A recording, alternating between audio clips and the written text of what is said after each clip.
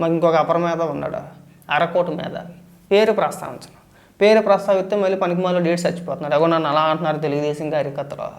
ఎవడైనా 1-2 వీడియోలు మాట్లాడగానే మళ్ళీ ప్రెస్ మీట్ పెట్టి నన్ను Telugu Desam party social media troll చేస్తారు. రాజకీయ విమర్శలు ఖచ్చితంగా ఉంటాయండి. నువ్వైనా పైన చూడిపడ్డావా పకోడీ గడికి? ఇప్పుడు నువ్వు మాట్లాడితే ఎవడో మాట్లాడకూడదా జడ అరకొట్టు జడ అంతేనా? ఇప్పుడు మనోడు ప్రెస్ మీట్ పెడతాడు, ఇష్టానుసారంగా ప్రెస్ మీట్ పెట్టి మాట్లాడేసి అనిత గారినో చంద్రబాబు నాయుడు గారినో మొన్న ఒక వీడియో చూశాను నేను. చంద్రబాబు నాయుడు గారి కేసులన్నింటినీ నేను మళ్ళీ రీఓపెన్ చేసేస్తాను, నేను మాత్రం వదలంటాడు. నువ్వు పట్టుకున్నా ఊడేదేమీ లేదు, వదిలినా ఊడేదేమీ లేదు. ఈ అప్పాబాయ కోరులు మాని. నువ్వు నీ పైన ఉన్న ఆరోపణలు, నీ పైన వస్తున్న ఆరోపణలకు ముందు సమాధానం చెప్పి తగలాడు. నువ్వు ఎవరి దగ్గర ఎంత తినేసావు, ఎవరి దగ్గర ఎంత నొక్కేసావు అనేది బహిరంగంగా బయటకు వచ్చి ఆ బాధితులు సెల్ఫీ వీడియోలు రిలీజ్ చేస్తున్నారు. వీడి పచ్చి మోసగాడరా బాబు, వీడి పచ్చి దగాకోరుడు.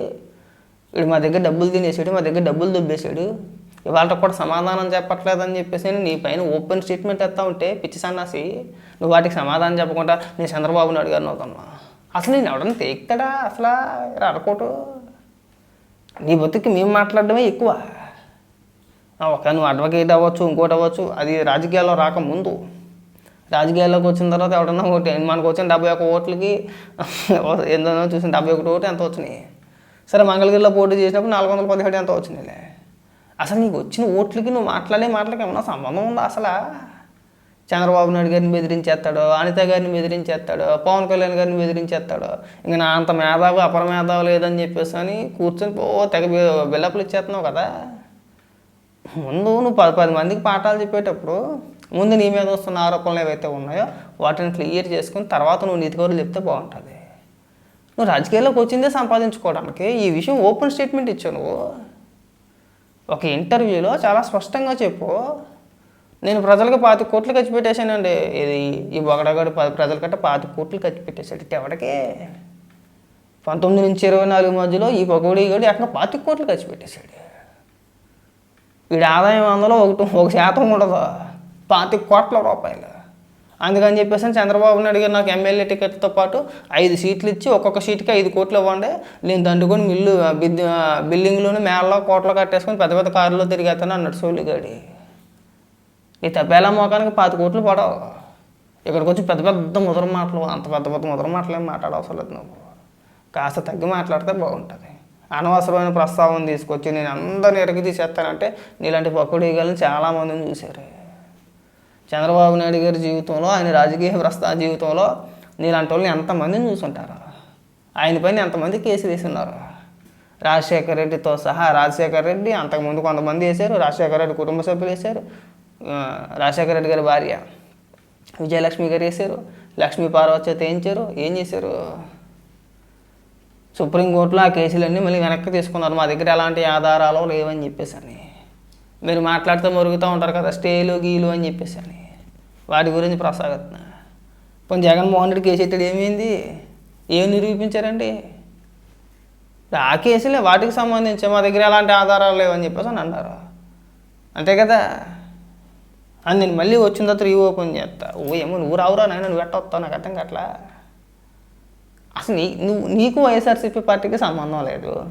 మేము వచ్చిన తర్వాత మేము ఏంటి, నువ్వును జగన్మోహన్ రెడ్డి అఫీషియల్గా పొత్తేం పెట్టుకోవాలా? అది గుర్తుపెట్టుకో బాగా. ఇప్పుడు నువ్వు సింగిల్గా పోటీ చేస్తే నీకేమన్నా గట్టిగా వస్తాయంటే మహా అయితే 400 ఓట్లు వస్తాయి, అంతకుమించి ఏమి రావు నీకు. సరే ఊరికి అనవసరమైన ప్రస్తావన దేనికి అంటున్నా. పోనీ జగన్మోహన్ రెడ్డి నీ మెల్లో కండువా కప్పి ఇదిగో నీకు ఇన్ని సీట్లు ఇస్తాంటారు అబ్బాయి, 175 సీట్లలో లేదా పెరిగింది అనుకో, ఇంకా అదృష్టం లేదంటే లేదు, ఈ 175 సీట్లలో నీకు ఒక 25 ఇస్తానని చెప్పేసి అంటాడు అనుకుంటున్నావా? సచ్చినా అంట. ఎందుకంట దాదాపు పార్టీ పెట్టినప్పటి కానించి జగన్మోహన్ రెడ్డి ముఖ్యమంత్రి అయ్యేంత వరకు కూడా పార్టీలో ఎంతో కీలకంగా వ్యవహరించిన షర్మిలాని ఏం చేశాడు? సొంత చెల్లి ఏం చేశాడు?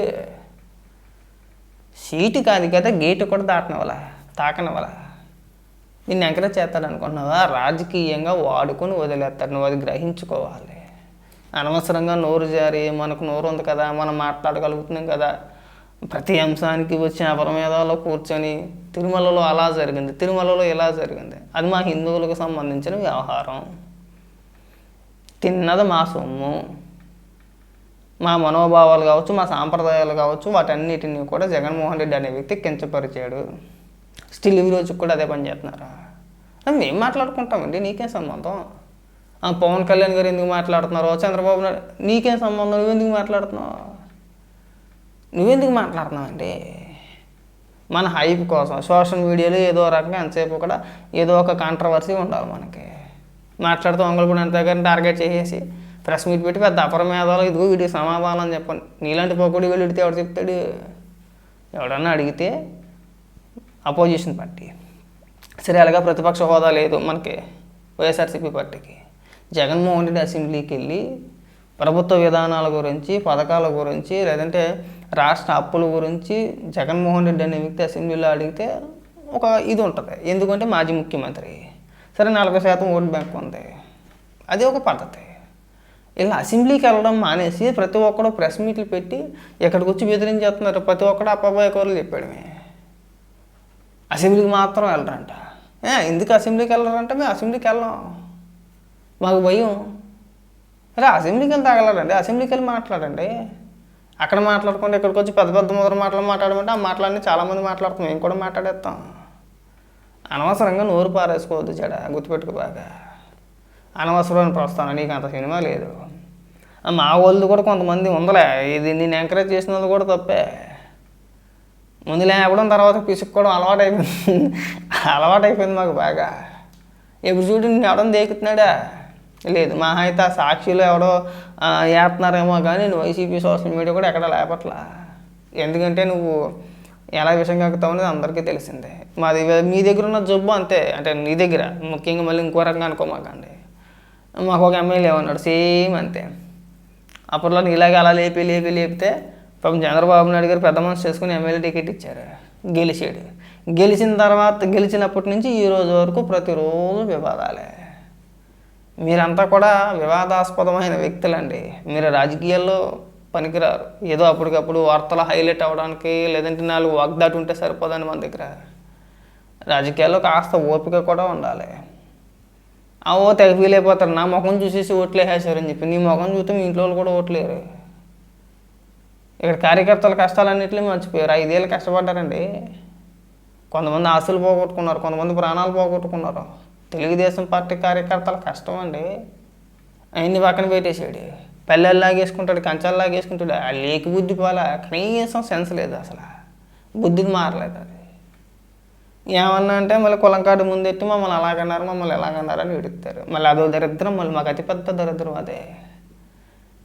ఇలాంటి వ్యక్తులు ఉన్న మూలన ఏమవుతుందంటే నిజంగా కష్టపడిన చాలామందికి అవకాశాలు కూడా రావట్లా, వాళ్ళను కూడా నమ్మట్లా. వీళ్ళ ప్రవర్తన చూసిన తర్వాత, వీళ్ళ విధానాలు, వీళ్ళు మాట్లాడే విధానం చూసిన తర్వాత నిజంగా కష్టపడి పనిచేసిన వ్యక్తుల వాళ్ళకు కూడా అవకాశాలు రావట్లా. పేర్లు ప్రస్తావించను కానీ అప్రస్తుతంగా చెప్తున్న ఉదాహరణకి. మీ వల్ల మీకే కాకుండా మీ సామాజిక వర్గంలో ఉన్న వ్యక్తులకు కూడా నష్టమే. ఎవడో నమ్మే పరిస్థితి లేదు. వీడేలాగా ఉన్నాడు, ఇతను కూడా అంతేనేమో, లేదు ఇతను ఎలా ఉన్నాడు, ఇతను కూడా అంతేనేమో. ఎందుకులే అనవసరంగా లేని పూర్వం తీసుకొచ్చి మీద నెక్కించుకొని మళ్ళీ రేపొద్దున విమర్శలు పాలవడం దేనికిలే అని చెప్పేసి వాళ్ళకు కూడా వచ్చే అవకాశాలు రాకుండా పక్కన పెట్టేస్తున్నారు వాళ్ళని కూడా. దీని అంతటికీ కారణం ఏంటంటే ఇక మీలాంటి వ్యక్తులే. ఎటు అవకాశం ఉంటే అటు మాట్లాడటం, అవకాశవాదాలు పనికిరావు. నేను ఇప్పుడు జడా శ్రవణ్ కుమార్కి చెప్పిన, నువ్వేం వైఎస్ఆర్సీపీ పార్టీ కండువా కప్పుకోలేదు, నీకు ఒక పార్టీ ఈడిసి వచ్చింది, నీ విధానాలు ఏంటి, మీ విధానం ఏంటి చెప్పుకో. మాట్లాడితే జగన్మోహన్ రెడ్డి వస్తే లేపేస్తాడు. 19 నుంచి 24 వరకు జగన్మోహన్ రెడ్డి ఉన్నాడు. అప్పుడు మాట్లాడాం, ఇప్పుడు మాట్లాడుతున్నాం, రేపు మాట్లాడుతాం, ఎల్లుండి మాట్లాడతాం.